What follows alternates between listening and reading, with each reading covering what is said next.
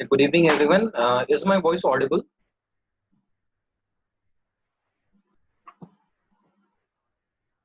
All right.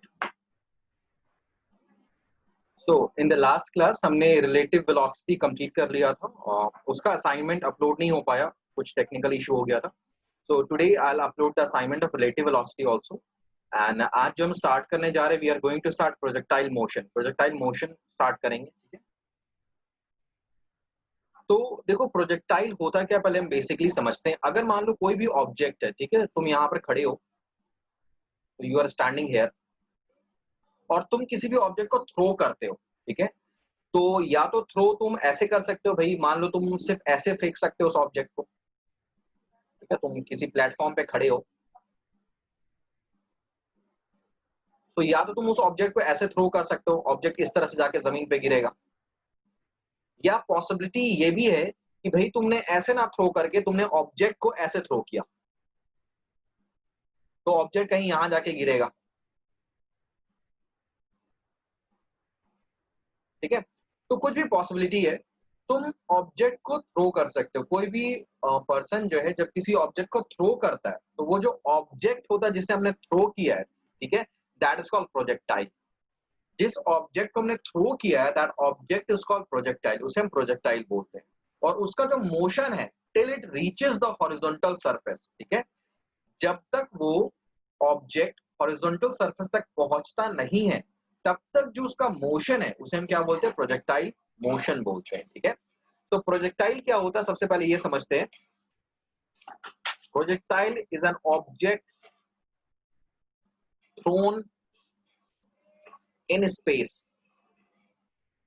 अब कुछ condition होता है. पहला कंडीशन ये होता ना कि ऑब्जेक्ट पे जब तुमने थ्रो कर दिया उसके बाद कोई दूसरा, ठीक है, उसके पास कोई इंजन नहीं होना चाहिए या कोई एक्सटर्नल फोर्स हॉरिजॉन्टल डायरेक्शन में उस पे फोर्स नहीं लगाना चाहिए, ठीक है. जिस भी ऑब्जेक्ट को तुमने थ्रो किया दैट इज जो प्रोजेक्टाइल है, उस प्रोजेक्टाइल को जब तुमने एक बार फोर्स लगा दिया, उसका मोशन स्टार्ट हो चुका है, आफ्टर दैट उसके बाद, ठीक है, उस पे कोई दूसरा फोर्स हॉरिजॉन्टली एक्ट नहीं करना चाहिए. मतलब उस प्रोजेक्टाइल के पास कोई इंजन नहीं होना चाहिए जिसके वजह से वो हवा में ही अपने पाथ को चेंज करे. ऐसा नहीं होना चाहिए. पहला एजम्पशन हमने ये लिया है, ठीक है. सो द ओनली फोर्स जो उस प्रोजेक्टाइल पे एक्ट करेगा that will be the gravitational force जो नीचे की तरफ एक्ट कर रहा होगा. This is the gravitational force which is acting on the projectile through out the motion, ठीक है. थ्रू आउट द मोशन उस पर सिर्फ ग्रेविटेशनल फोर्स एक्ट करना चाहिए. इसके अलावा no other force should act on it. सबसे इंपॉर्टेंट क्राइटेरिया और एजम्पशन लेके हम क्वेश्चन को सॉल्व करते हैं. So this is the gravitational force which is acting on the projectile. So projectile क्या होता है भाई, an object thrown in space such that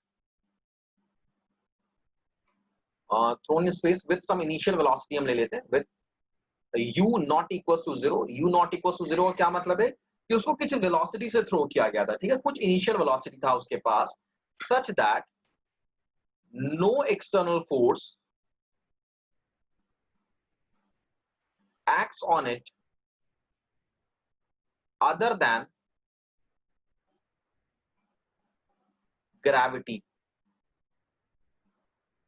यहां पर हमने एयर रेजिस्टेंस को जीरो एज्यूम किया हुआ, ठीक है. जब भी कोई ऑब्जेक्ट फ्लाई करता है ना तो एयर उसको रेजिस्ट करता है उसके मोशन को, पर वो चीज हमने यहाँ पर जीरो लेके चल रहे हैं, एजम्पशन लिया हुआ हमने, ठीक है. So assume air resistance to be zero, air resistance to be zero.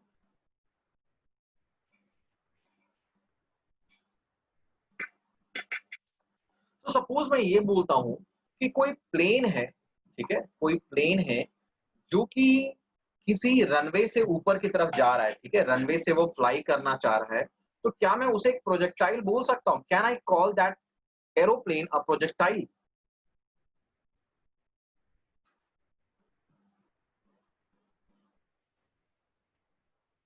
Can that aeroplane be called a projectile?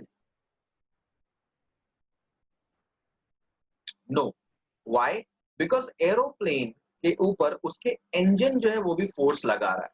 तो थ्रू आउट द मोशन उसके ऊपर एक एक्सटर्नल फोर्स और लग रहा है which is applied by the engine. लेकिन अगर वही एरोप्लेन सपोज हवा में है और वहां से किसी चीज को वो थ्रो करता नीचे के डायरेक्शन में, ठीक है, सपोज वो एरोप्लेन क्या करता है, एरोप्लेन से एक बैग जो है वो नीचे की तरफ गिर जाता है, तो क्या वो बैग को हम प्रोजेक्टाइल कंसीडर कर सकते हैं? If a bag drops from the aeroplane, can it be considered as a projectile? Obviously उसे हम प्रोजेक्टाइल कंसीडर करेंगे, ठीक है, क्योंकि वो जो बैग है वो अपने से फोर्स लगा नहीं सकता, उस पर इनिशियली कोई फोर्स लग चुका है, अब इट इज जस्ट फॉलिंग, वो फॉल कर रहा है। तो प्रोजेक्टाइल क्या होता है ये समझ में आ गया है। अब प्रोजेक्टाइल जो पाथ फॉलो करता है, ठीक है, जिस पाथ फॉलो करके वो हॉरिजॉन्टल सरफेस पे आके टकराता है, that path is called trajectory. तो what is trajectory? Trajectory is the path followed bye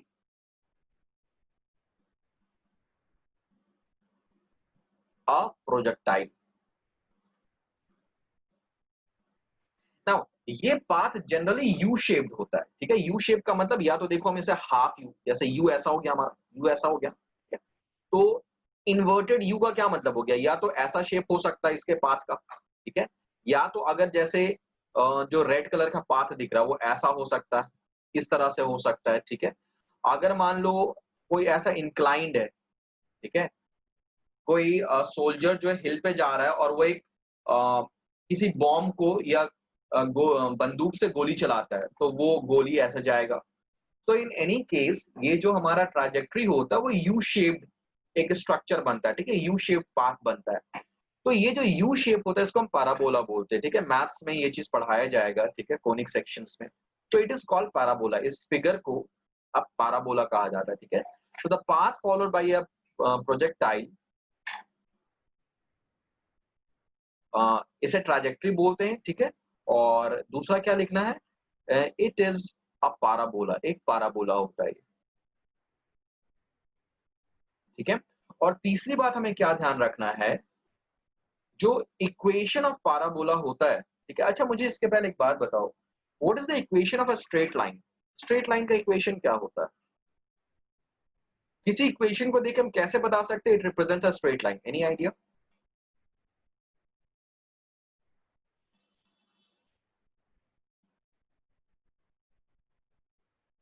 y is equals to ax, all right, so y is equals to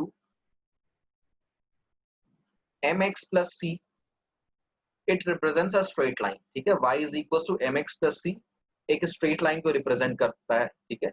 या मैं बोलूं linear equation in two variable, a linear equation in two variable represents a straight line, ठीक है, ये ध्यान रखना होगा। तो उसी तरह से कोई भी जो शेप होता है ना, it is represented or it can be represented by an equation, एक इक्वेशन से उस शेप को रिप्रेजेंट किया जाता है। So parabola is represented by a quadratic equation, ठीक है। So it is a parabola and its equation is quadratic.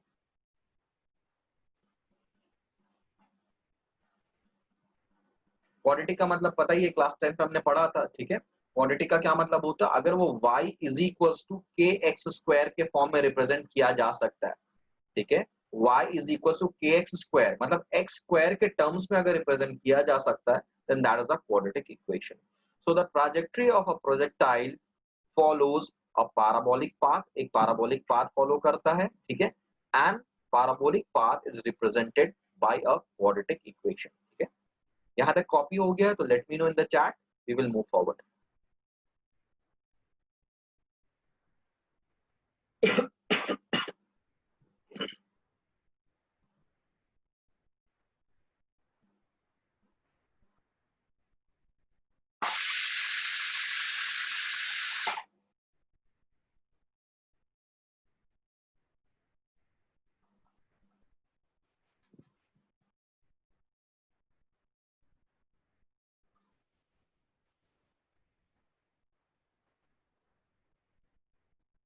If you have copied, अगर तुमने कॉपी कर लिया है या तुम्हें लग रहा है कि कॉपी करने की जरूरत नहीं, what ever, if you have copied this thing in your notes, then please let me know so that I can move forward.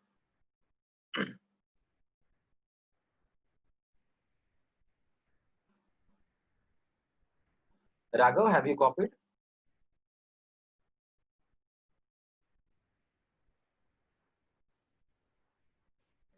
Somehow, are you copying it, or do you have your own notes you are just marking on it? Should I move forward?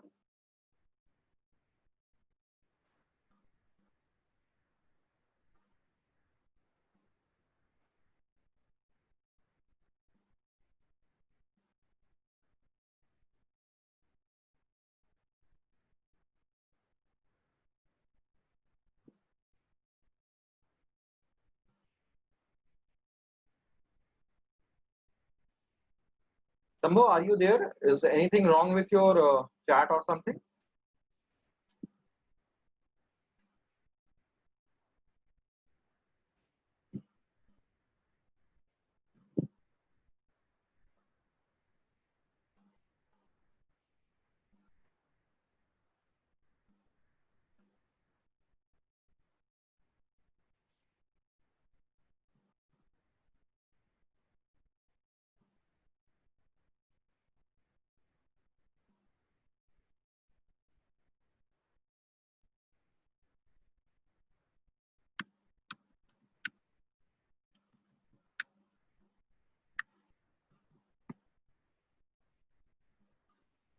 So let's move forward.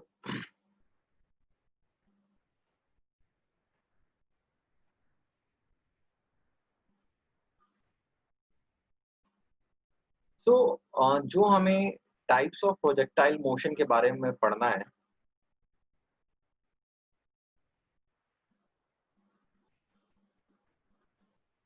ये 3 type में classify किया जा सकता है। पहला में से classify कर सकते हैं, ठीक है? इस तरह से कि सपोज एक हाइट से, तो दिस इज अ हाइट, ठीक है? और दिस इज द ग्राउंड, और जो ऑब्जेक्ट थ्रो किया गया है वो विद हॉरिजॉन्टल वेलोसिटी u से थ्रो किया गया है, तो ऑब्जेक्ट ऐसे फॉल कर रहा है। तो दिस इज वन टाइप, ठीक है? इसे हम बोलते हैं horizontal projectile, we can say it, ठीक है? सिंपल लैंग्वेज में we can say it horizontal projectile.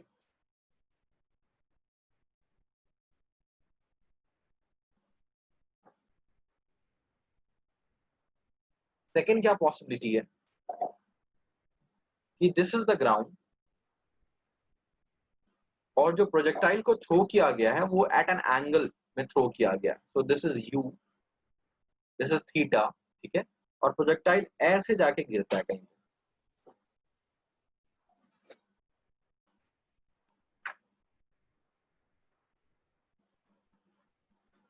तो इसे हम बोलते हैं projectile thrown at an angle theta.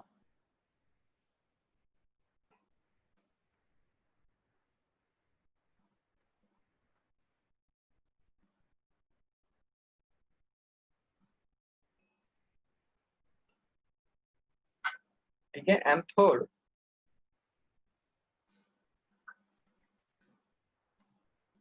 Third क्या पॉसिबिलिटी है, suppose this is an inclined plane, एक इंक्लाइंड प्लेन है, ठीक है? इसी एंगल पे है।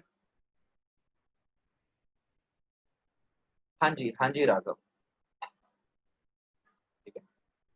तो प्रोजेक्टाइल को ऐसे थ्रो किया जा सकता है,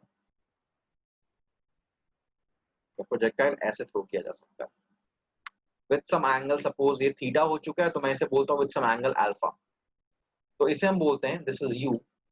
तो इसे हम ये बोल सकते हैं projectile on inclined plane, projectile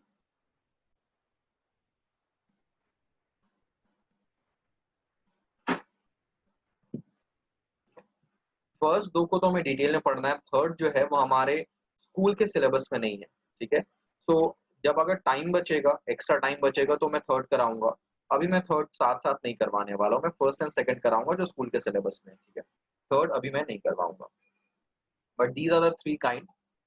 if you want to study, तुम किसी भी बुक से पढ़ सकते हो। तो आगे देखते हैं, ये चीज हो गया, आगे बढ़े।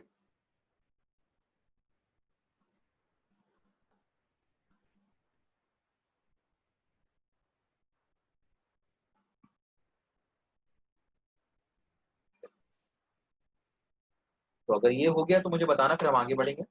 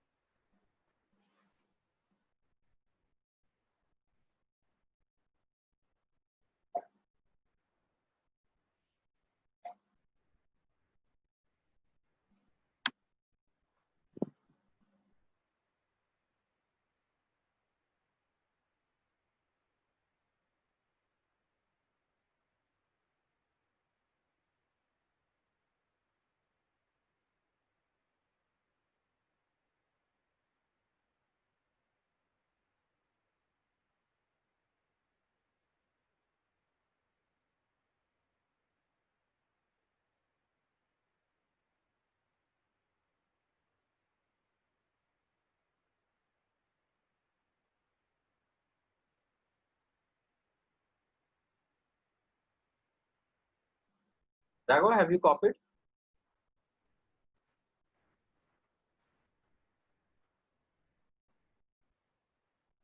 आगे चलते हैं।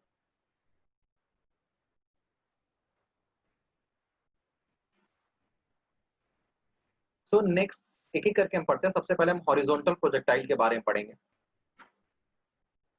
देखो एग्जाम में क्या होता है ना, एग्जाम में ऐसा होता है कि 5 मार्क्स का एक क्वेश्चन आएगा जिसमें 3 मार्क्स तक का डेरिवेशन होगा और 2 मार्क्स का कोई न्यूमेरिकल हो सकता है या कोई एप्लीकेशन बेस्ड क्वेश्चन पूछा जा सकता है on projectile.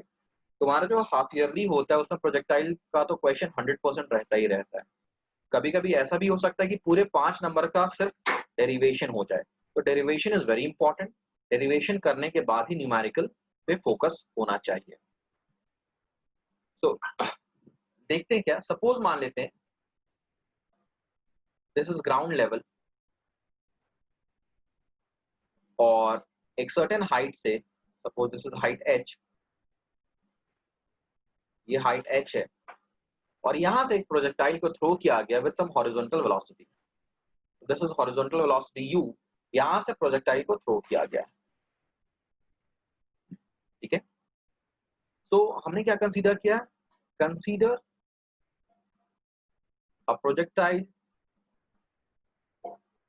Thrown with horizontal velocity u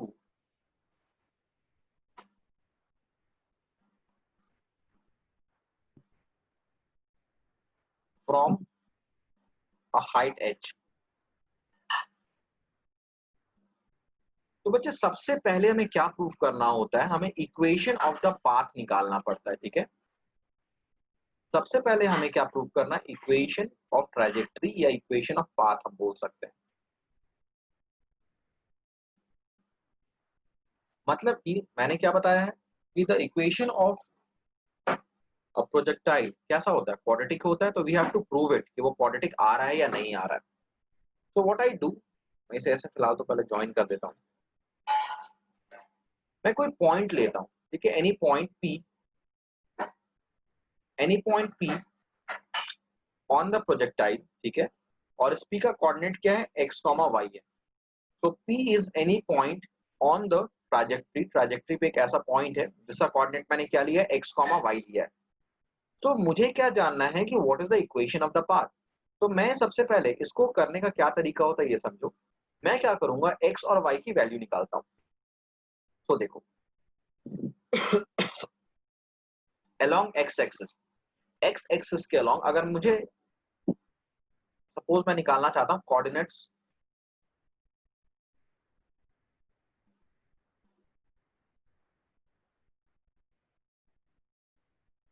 of P, P के कोऑर्डिनेट्स निकालना चाहता हूँ। ठीक है, तो P के जो कोऑर्डिनेट्स है वो क्या है, x कोऑर्डिनेट, मतलब मैं x डिस्टेंस निकालना चाहता हूँ। ठीक है, मैं ये डिस्टेंस निकालना चाहता हूँ जो है x, यहाँ से यहाँ तक। तो ये डिस्टेंस क्या होगा भाई, डिस्टेंस जो होगा, देखो हॉरिजॉन्टल डिस्टेंस का मतलब होता है हॉरिजॉन्टल वेलोसिटी इनटू टाइम। तो मैंने क्या माना है कि let it reaches a point P after t time. हमने क्या assumption लिया है कि t टाइम के बाद ये जो प्रोजेक्टाइल है वो कहां पहुंच रहा है, पॉइंट P पे पहुंच रहा है। ठीक है, सो कोऑर्डिनेट्स ऑफ P हमें निकालना, सबसे पहले हम x निकालना चाहते हैं। तो x is basically the horizontal distance. ठीक है, x क्या है, हमारा हॉरिजॉन्टल डिस्टेंस है।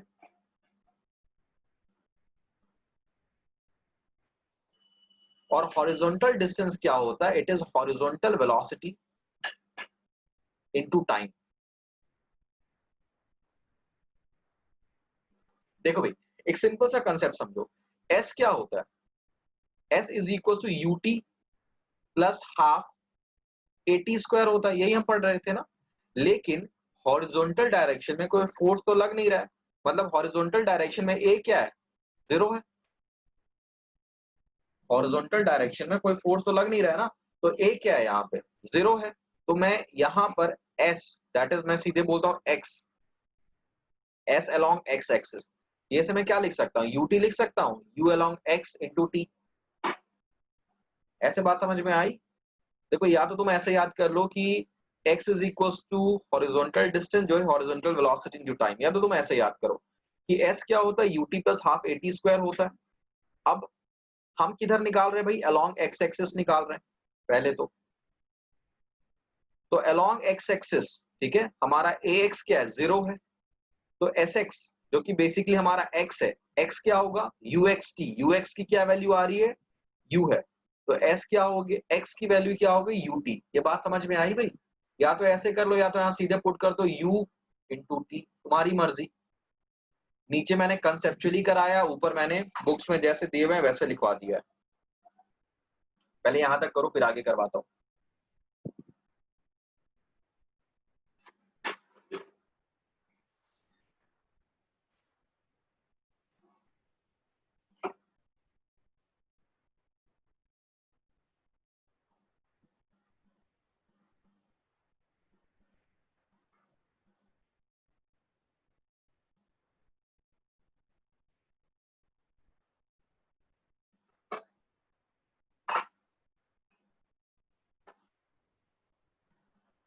जैस्मिन हो गया बच्चे?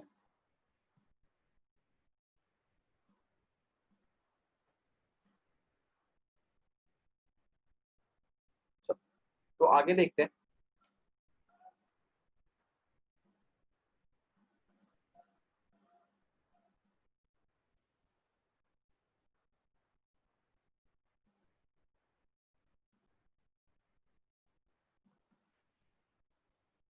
तो अब अगर मान लो अलोंग y एक्सिस निकालते हैं,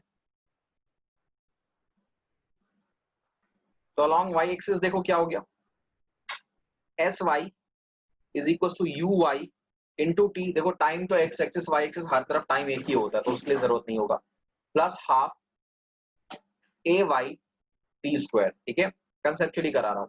तो भाई एस अलोंग वाई को मैं वाई ही बोलता हूं, ठीक है, what is the distance travelled along y axis, उसको मैंने वाई बोला है, डायग्राम में ये हो गया हमारा y, this is y, so it is equals to u along y axis, y axis के along, that is y axis के along क्या उसके पास कोई हॉरिजॉन्टल कोई वेलोसिटी थी क्या, कोई वर्टिकल वेलोसिटी थी, नहीं थी, तो ये हो गया 0 इंटू टी।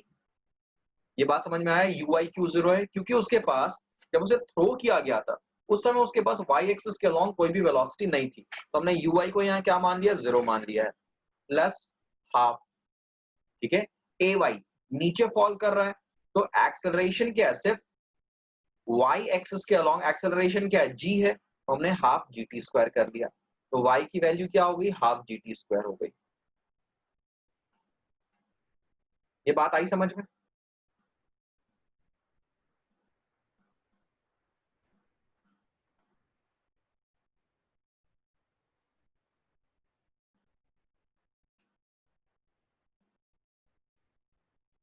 तो this is equation 1, this is equation 2, क्या दोनों इक्वेशन क्लियर है?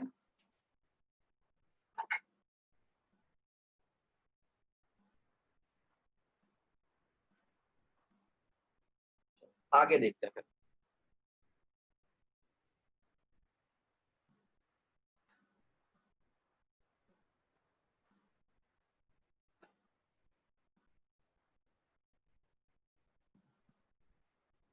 अब हमें क्या करना होता है ना, बेसिकली हमें एक्स और वाई के बीच में एक रिलेशन निकालना होता है, ठीक है, इक्वेशन और ट्रैजेक्टरी का मतलब एक्स और वाई के बीच में एक रिलेशन निकालो।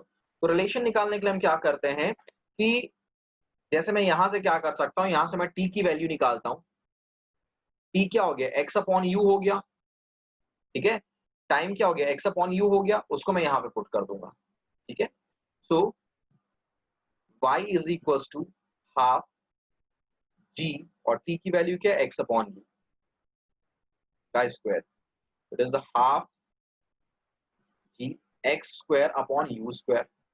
तो क्या मैं स्क्वायर से लिख सकता हूं, half ji upon you square multiplied by X square, तो it is basically y is equal to के एक्स स्क्वायर, जहां पर k किसके इक्वल है, k is equal to half ji upon you square.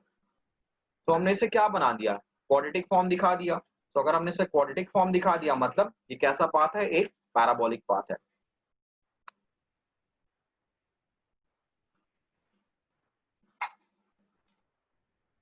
10 या फिर हम लिख सकते हैं since above equation is quadratic, since above equation is quadratic,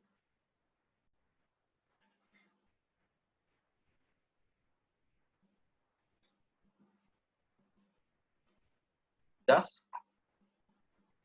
the path is parabolic.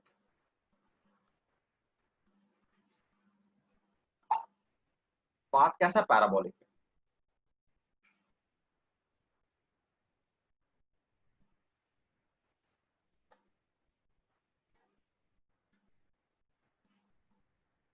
Is it clear? ये बात आई समझ में? कॉपी हो गया यहाँ पर?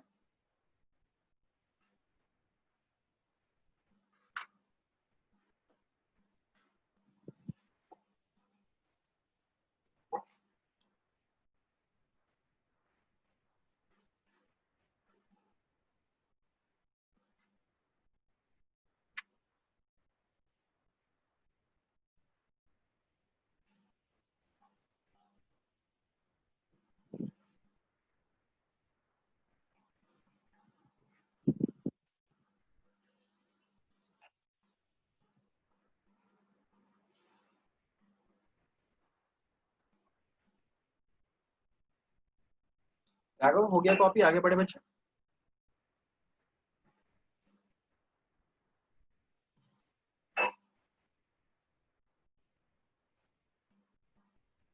बोलो राघव, कोई डाउट है क्या?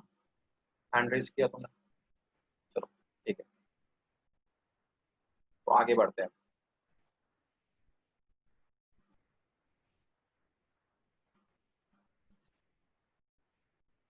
नेक्स्ट हमें जो निकालना होता है वो निकालना होता है टाइम ऑफ फ्लाइट। ठीक है, तो नेक्स्ट हम क्या निकालने जा रहे हैं? टाइम ऑफ फ्लाइट निकालने जा रहे हैं। देखो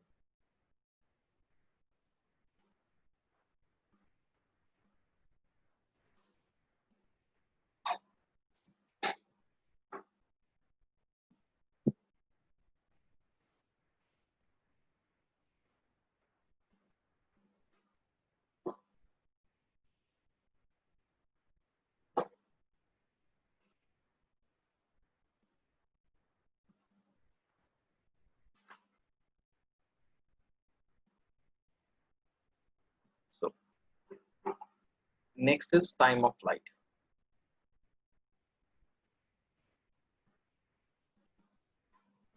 देखो टाइम ऑफ फ्लाइट क्या होता है? टाइम ऑफ फ्लाइट बेसिकली वो टाइम होता है जो इस ऑब्जेक्ट को, इस प्रोजेक्टाइल को, ठीक है, ऊपर से ग्राउंड तक आने में टाइम लगा। बेसिकली हम ये कह सकते हैं इट इज द टाइम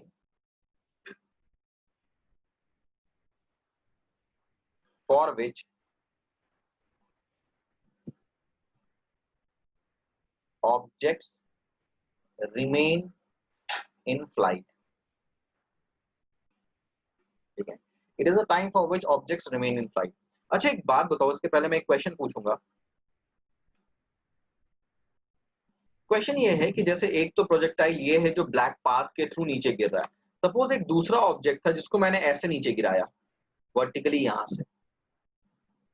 ठीक है, दिस इज पहले जो ब्लैक वाला था और ग्रीन है, दो ऑब्जेक्ट समझ लो। ब्लैक वाला का तो तुम्हें पाथ पता है कैसे गिर रहा है, और ग्रीन को जब मैंने ब्लैक वाले ऑब्जेक्ट को थ्रो किया था उसी समय मैंने ग्रीन वाले ऑब्जेक्ट को भी थ्रो कर दिया था। अब मुझे एक बात बताओ, दोनों में से कौन सा ऑब्जेक्ट ग्राउंड पे जल्दी फॉल करेगा, द ब्लैक वन और the green one?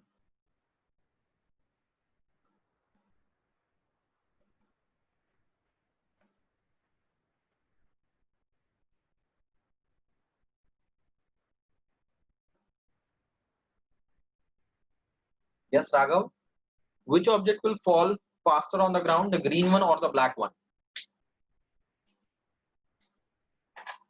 Wrong. In absence of air, क्योंकि हमने क्या माना है कि एयर रेजिस्टेंस क्या है? जीरो है। In absence of any air, that is vacuum के केस में, both the object will fall on the ground at the same time. दोनों ऑब्जेक्ट ग्राउंड पे सेम टाइम पर ही फॉल करेगा।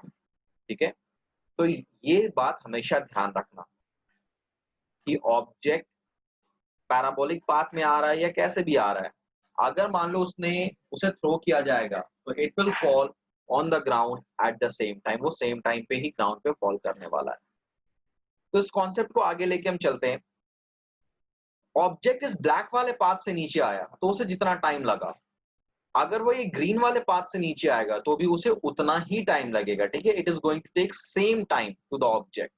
तो अगर हमें ये निकालना है कि what is the time for which object remain at flight, ठीक है? अगर मान लो हमें ये निकालना है कि what is the time for which object remains in flight, object कितने समय के लिए फ्लाइट में था, तो हम क्या निकाल सकते हैं?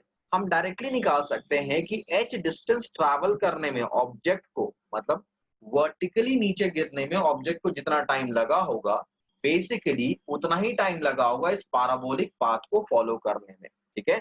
सो टाइम ऑफ फ्लाइट निकालने के लिए मैं क्या करता हूं, वाई एक्सिस के अलोंग मोशन कंसीडर कर लेता हूं, ठीक है?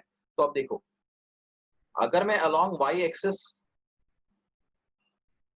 के अलोंग अगर मैं मोशन कंसीडर करता हूं तो क्या होगा, s is equal to u t plus half a t square, यही होता है, ठीक है? s is equal to u t plus half a t square, यही होता है। अब ये मैं किधर कर रहा हूं, अलोंग वाई एक्सिस कर रहा हूं, तो इसे मैंने क्या लिखा है, इसे मैंने लिखा है S Y is equal to you Y और ए वाई, ठीक है? क्योंकि टाइम तो सेम ही रहता है ना भाई।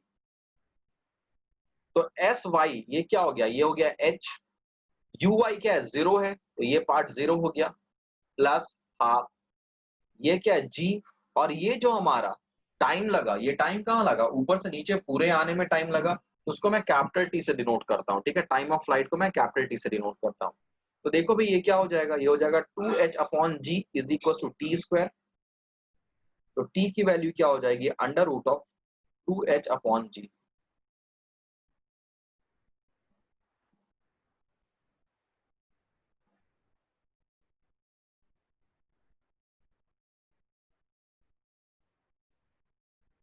तो the time of flight is under root of two H upon G, ठीक है? इसे कॉपी करो पहले।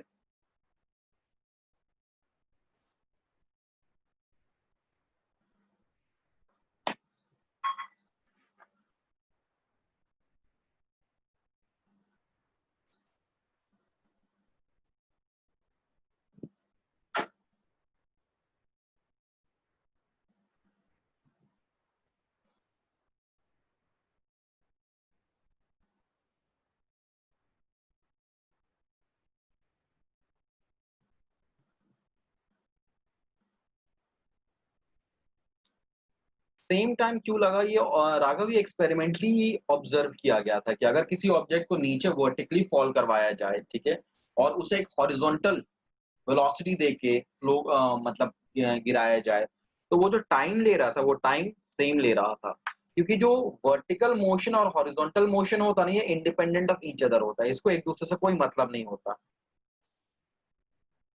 ठीक है? ये एक्सपेरिमेंटली डिटरमाइन किया गया था।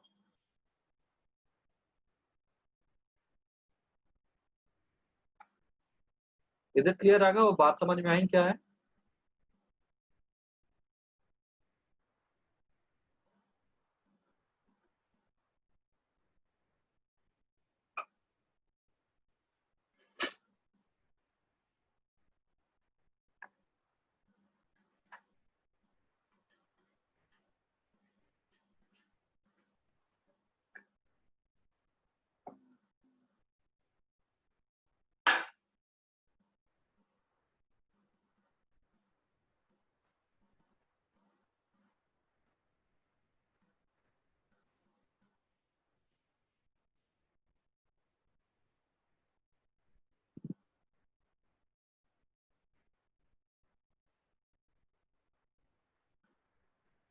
थ्योरेटिकल रीजन है, उसे मैं करवा दूंगा, नेक्स्ट क्लास में बता दूंगा थ्योरेटिकल रीजन क्या है।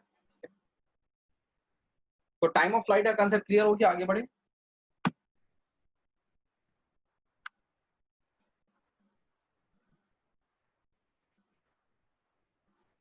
नेक्स्ट हम बात करते हैं हॉरिजॉन्टल रेंज की, ठीक है? So next point is horizontal range.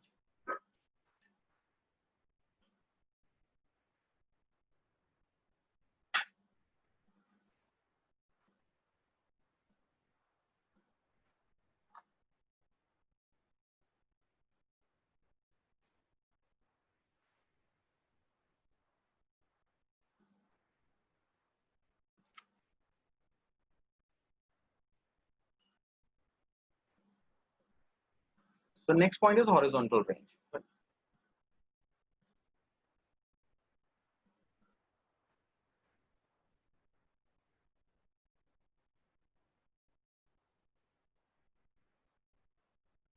अब क्या होता है भाई हॉरिजॉन्टल रेंज, ये देखो हॉरिजॉन्टल रेंज बेसिकली होता है कि एक्स एक्सिस पे उसने कितना डिस्टेंस ट्रैवल किया, that is called horizontal range, जिसको हम कैपिटल आर से डिनोट करते हैं, ठीक है। So the maximum horizontal distance covered by the projectile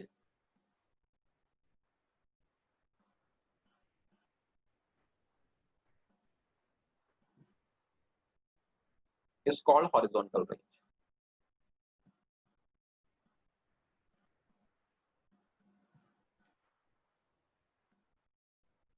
The maximum horizontal distance covered by the projectile, इसे हम क्या बोलते हैं, horizontal range. तो बेसिकली मुझे क्या निकालना है भाई, मुझे horizontal range, that is मुझे s along xs, distance along x axis चाहिए, along x axis. तो इसे हम क्या लिखेंगे, u p plus half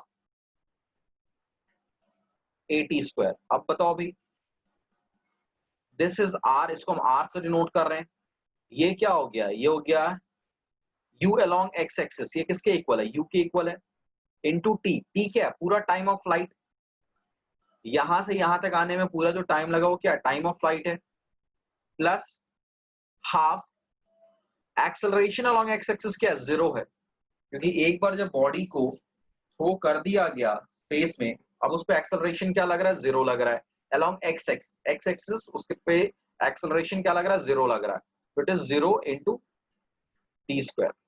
तो भाई ये सेकंड वाला पार्ट तो पूरा खत्म हो गया ना, तो आर किसके इक्वल हो गया, ये हो गया यू इंटू टी, टी हमारा क्या आया था भाई, under root of 2h upon G, यहाँ हमने कैलकुलेट किया था under root of 2h upon G. So this is the maximum distance, maximum horizontal distance that the projectile can cover. ये वो maximum horizontal distance है जो projectile cover कर सकता है.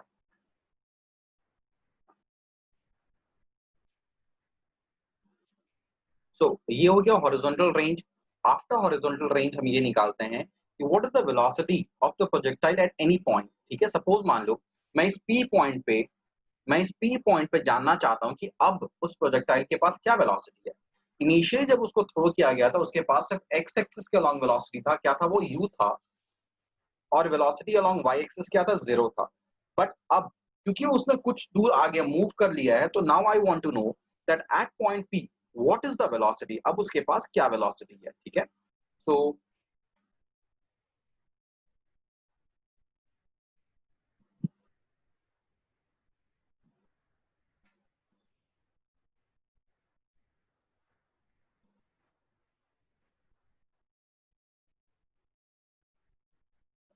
नेक्स्ट क्या हमारे पास, व्हाट इज द वेलोसिटी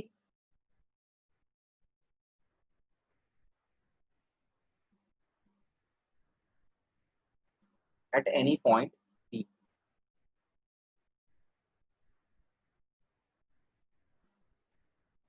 किसी पॉइंट पी पे उसकी वेलोसिटी क्या होगी। सो देखो क्या होगा, पॉइंट पी पे मान लेते वेलोसिटी इस डायरेक्शन में v, तो यहाँ पे दो फॉर्म में इसको रिजॉल्व किया जा सकता है, this is V x,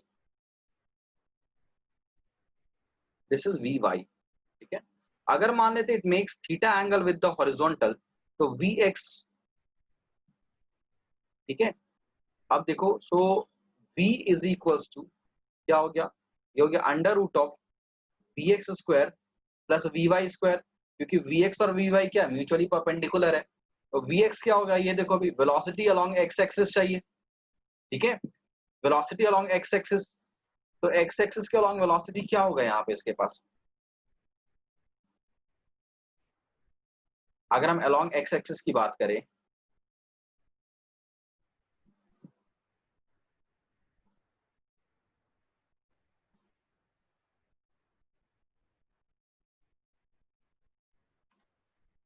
just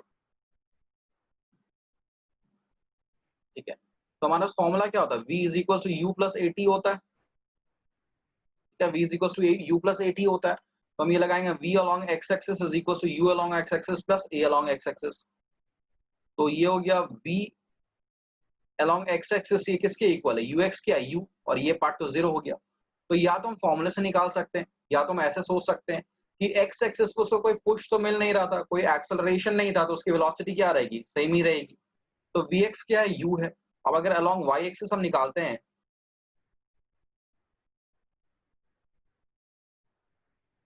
तो यहाँ पे अगर हम vy निकालते हैं, vy क्या हो जाएगा भाई, uy प्लस ए वाई इंटू टी, तो vy देखो क्या होगा, uy तो जीरो है, ठीक है, initially along y axis velocity क्या था, जीरो था, ए वाई क्या है भाई हमारा, ए वाई है g, और ये हो गया t, ठीक है, तो vy की वैल्यू क्या हो गई, gt हो गई, इसको यहाँ पे पुट करते हैं, तो मेरे पास v की वैल्यू क्या आएगी, ये आएगी under root of U square plus G square T square.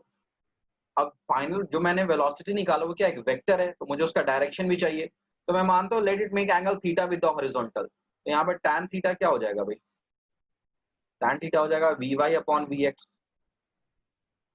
ठीक है, वी वाई की वैल्यू क्या है जी टी, और वी एक्स की वैल्यू क्या है यू, तो tan theta is equal to G T upon, ये आ गया हमारे पास velocity at any point P. बात आई समझ में यहाँ तक,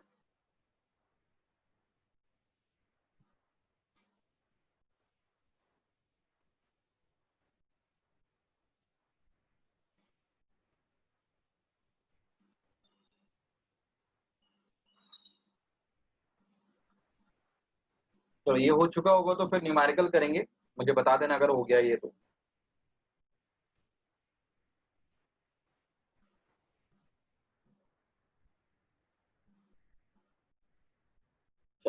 एक क्वेश्चन देखते हैं,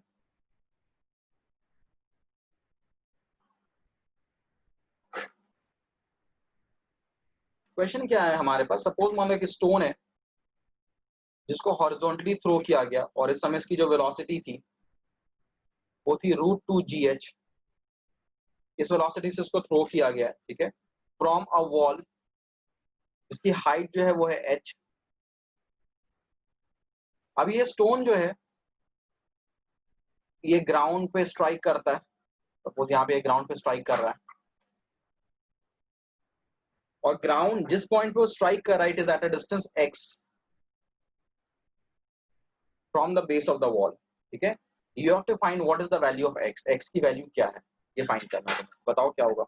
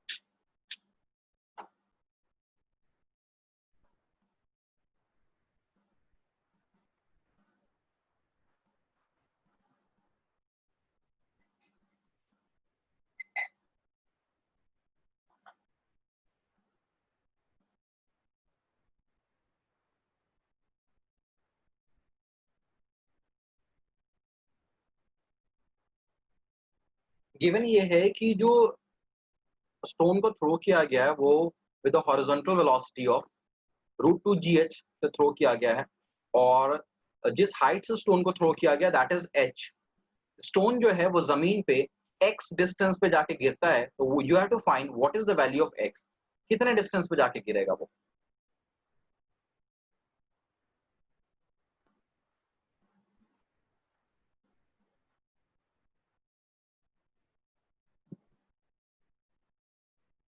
हाँ जी, मतलब रेंज, क्योंकि वो ज़मीन पे गिर रहा है, तो मैक्सिमम एक्स जो वो कवर कर रहा है, मतलब रेंज पूछा जा रहा है।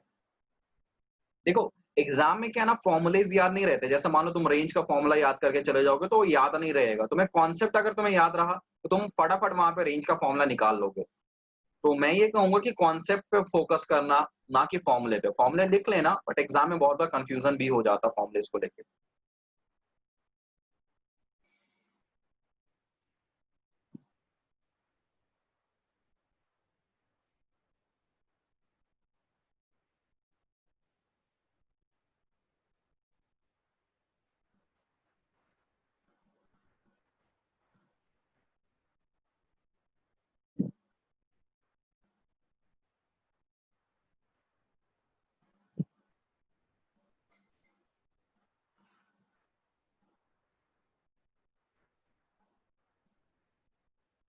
आंसर आएगा 2h। The answer will be 2h।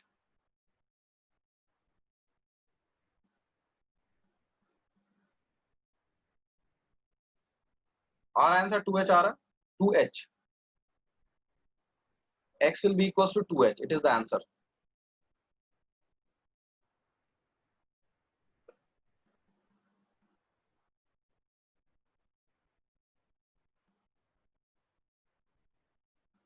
देखो, देखते हैं यहाँ पे, हमें क्या निकालना है? हॉरिजॉन्टल डिस्टेंस निकालना है।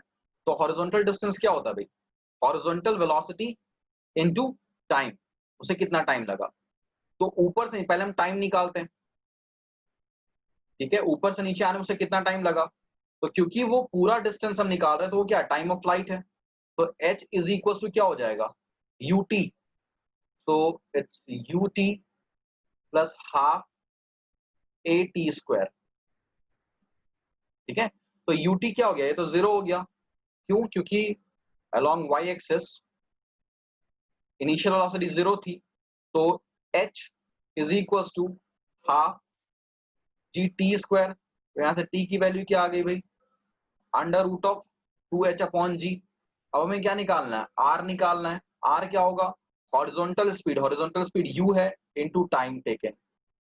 तो it is root 2 G H multiplied by under root of 2h upon G. तो देखो यहाँ पे क्या क्या होगा भाई? अंडर रूट जी कट जाएगा, तो क्या बचेगा? Root 2h into root 2h, it is equal to 2h। हो गया सॉल्व।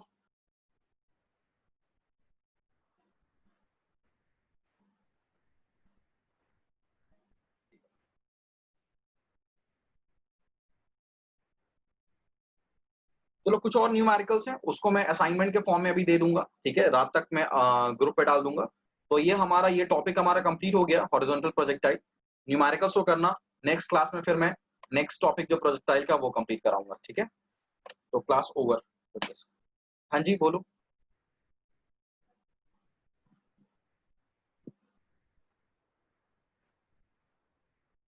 कुछ पूछना है क्या राघव? ऑल राइट, ठीक है, मैं बताता हूँ फिर। सारे एग्जाम्पल्स हो गए मैथ्स के? एग्जाम्पल्स और एक्सरसाइज दोनों हो गई है? चलो फिर मैं बताता हूँ।